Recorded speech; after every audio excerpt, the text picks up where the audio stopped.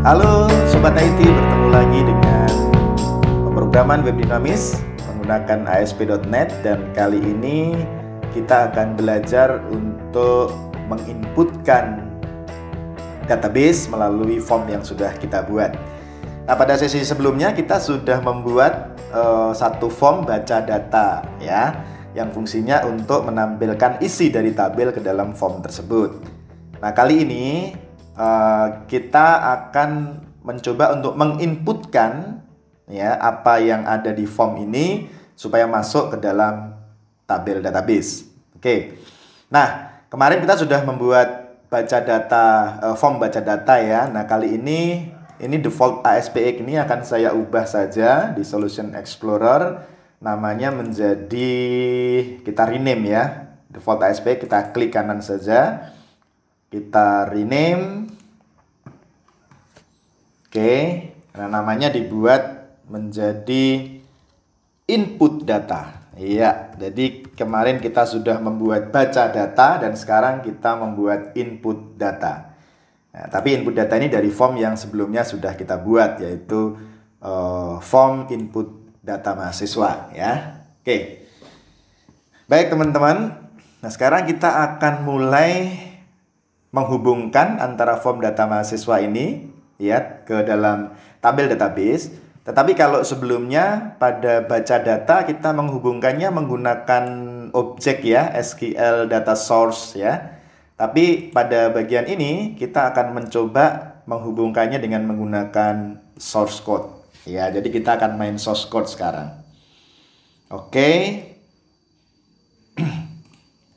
Nah, pada bagian form data mahasiswa, nah, yang akan kita gunakan untuk menginputkan tabel database ini, nanti menginputkannya kan menggunakan tombol simpan ini ya, menggunakan tombol simpan. Nah, makanya kita klik tombol simpan, kemudian kita double klik. Nah, kita masuk ke dalam tempat untuk membuat coding dari tombol simpan tersebut ya. Oke. Nah, untuk menginputkan data ke dalam tabel database, maka kita memerlukan beberapa library ya. Kita akan menggunakan using ya system .sql system.data.sql SQL client. Nah, pada bagian using kita tambahkan itu, jangan lupa titik koma yang ada di belakang ya, karena kita menggunakan bahasa pemrograman C#. Kemudian di bawahnya lagi kita tambahkan using system.configuration. Ya. Jadi kita menambahkan dua baris, yaitu using system data SQL data client supaya nanti form kita terhubung ke SQL, kemudian using system configuration. Oke. Nah, coding kita letakkan di mana? Coding kita letakkan di dalam protected void button satu klik ya, karena coding ini akan diproses ketika kita nanti menekan tombol button 1 gitu. Nah, button satu klik ini bisa aja diubah namanya ya, misalnya karena tadi adalah tombol simpan ya, kita buat namanya simpan klik misalnya ya. Oke. Baik. Nah, kemudian kita mulai dengan coding untuk mengkoneksikan ke tabel-tabel database. Oke, kita mulai dengan SQL connection.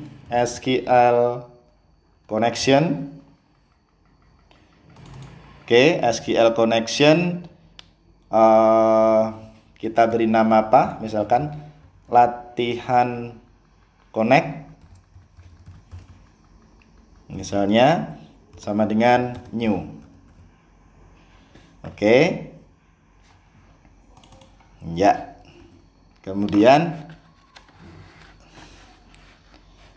di bawahnya kita tambahkan SQL connection lagi. Kemudian kurung buka, configuration manager. Configuration ya, manager kita lihat, kita cari. Nah, configuration manager dot connection string, ya, connection strings.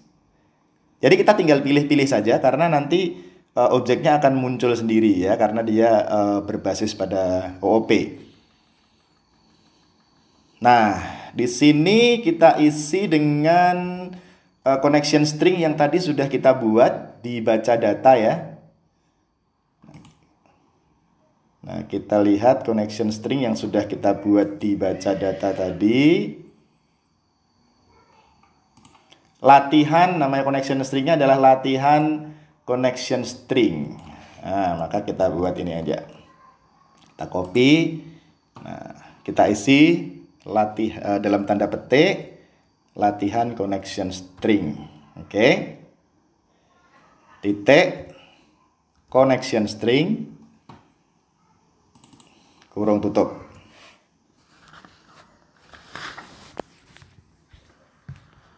Oke.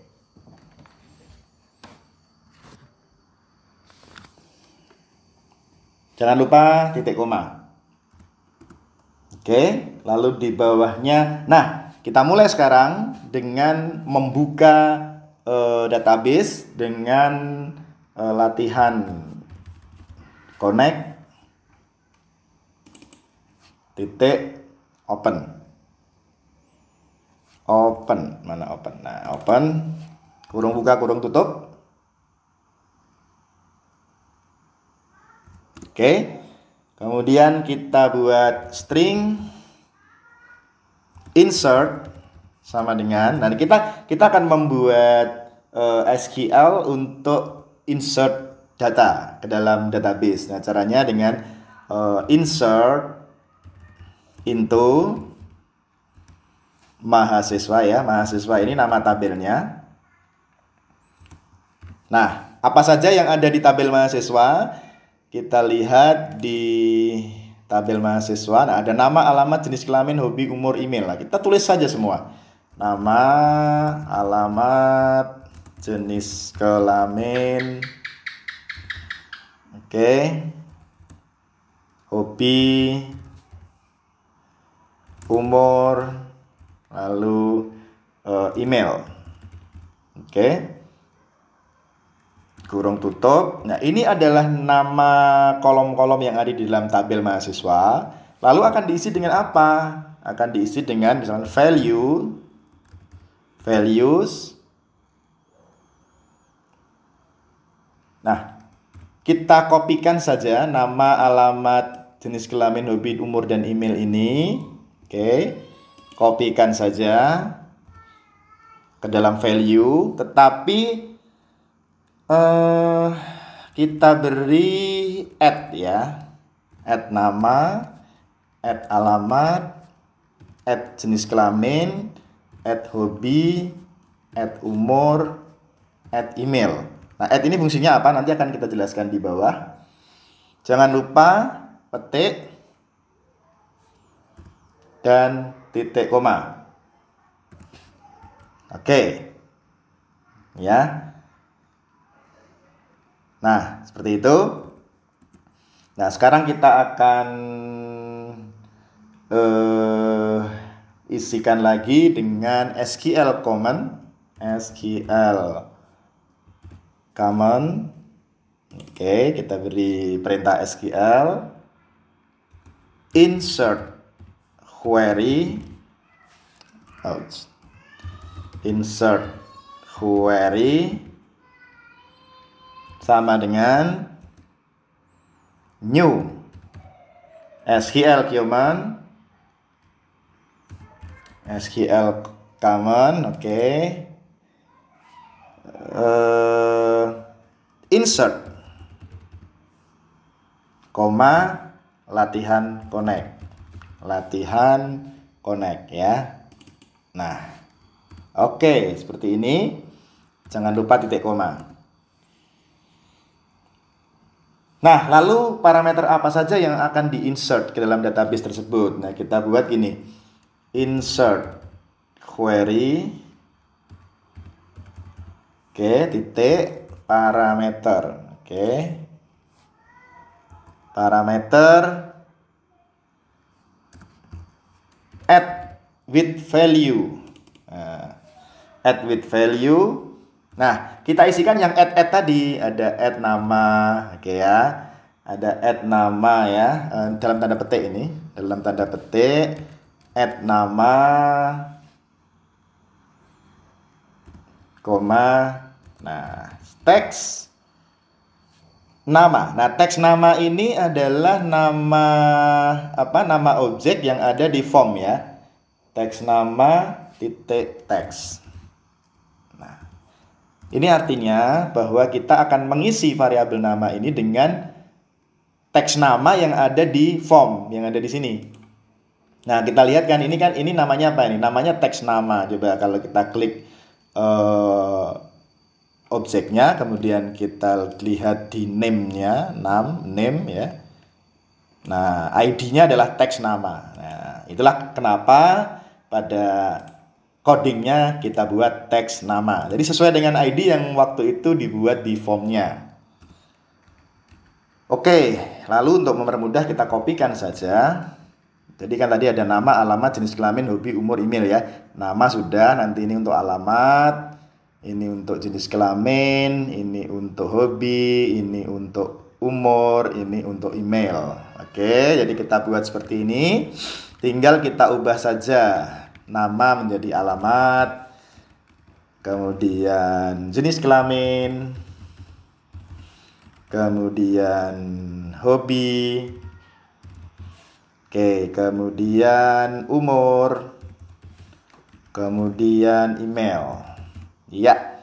Nah, variabel nama, alamat, jenis kelamin, hobi, umur, email ini akan diisikan dari mana? Alamat tentu saja diisi dari teks alamat ya. Jenis kelamin.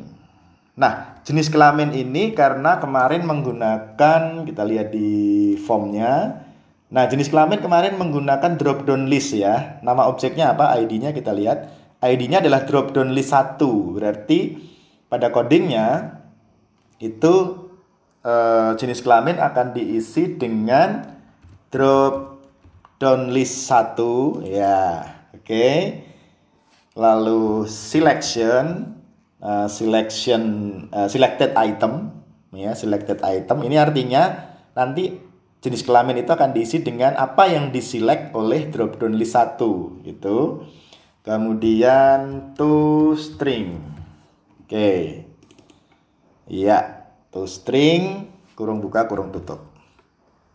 Oke. Nah, sudah. Hobi diisi dengan apa? Hobi. Nah, hobi itu kemarin diisi dengan ini. Nah, ini harusnya kita bisa menginputkan beberapa yang diklik ya, tapi untuk sementara kita isikan dengan ini aja, yang dipilih salah satu aja. Jadi hobi ini namanya apa? Ini namanya checkbox list 1 ya. Nah, kita buat dengan checkbox list 1. Oke. Kemudian kita pilih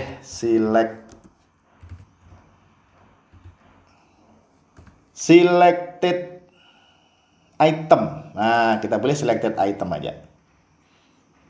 Selected item sama toString.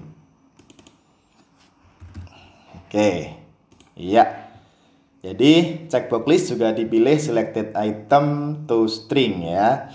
Kemudian umur tentu saja namanya kita lihat lagi. Umur kemarin kita beri nama apa? Teks umur ya. Oke. Teks umur. Kemudian email juga kemarin namanya pasti teks email. Ya. Oke.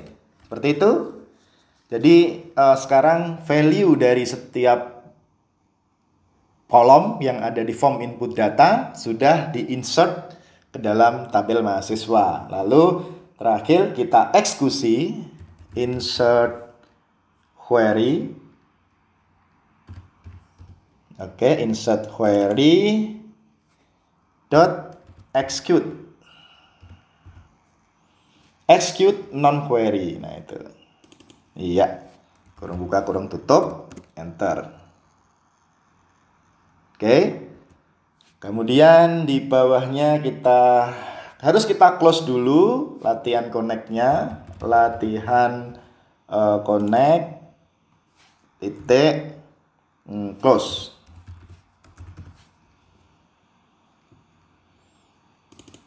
Oke, close. Nah, baru kemudian kita tambahkan dengan respon aja. Respon dot redirect. Oke. Nah,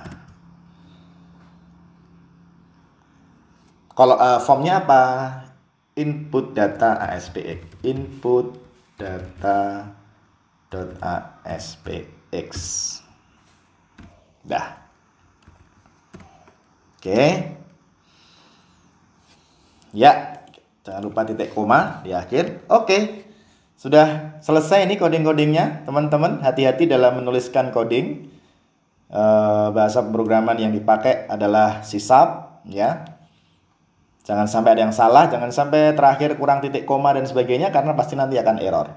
Kalau sudah kita simpan, kita save all saja. Kemudian kita bisa coba dengan menjalankan. Oke, kita running saja.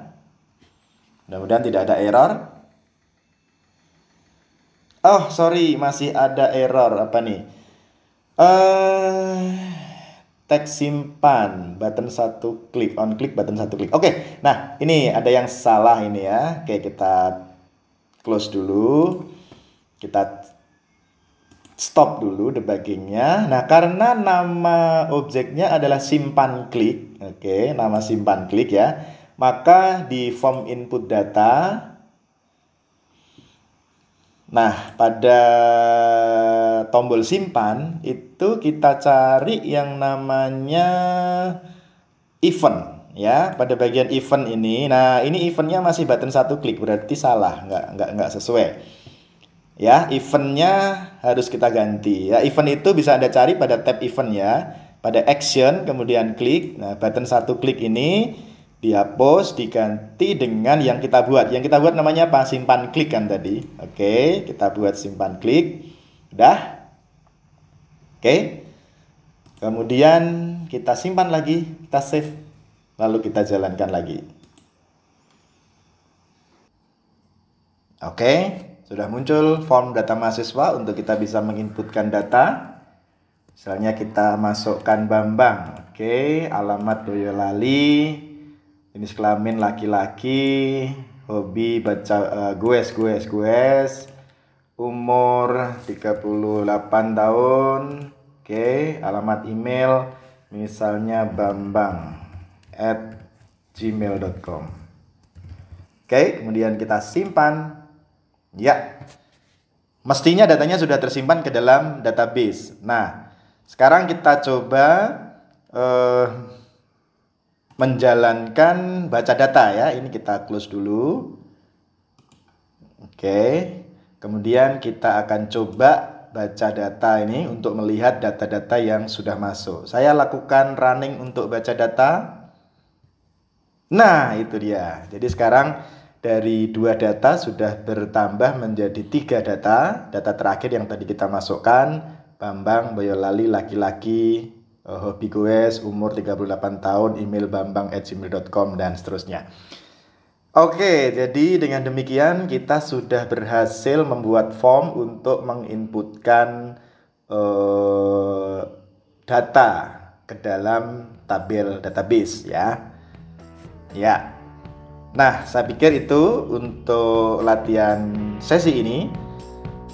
Nanti ke depan kita akan lanjutkan latihan-latihan yang lain yang tentu saja semakin membuat kita lebih paham tentang bagaimana membuat aplikasi menggunakan ASP.NET. Terima kasih, sampai ketemu pada sesi berikutnya.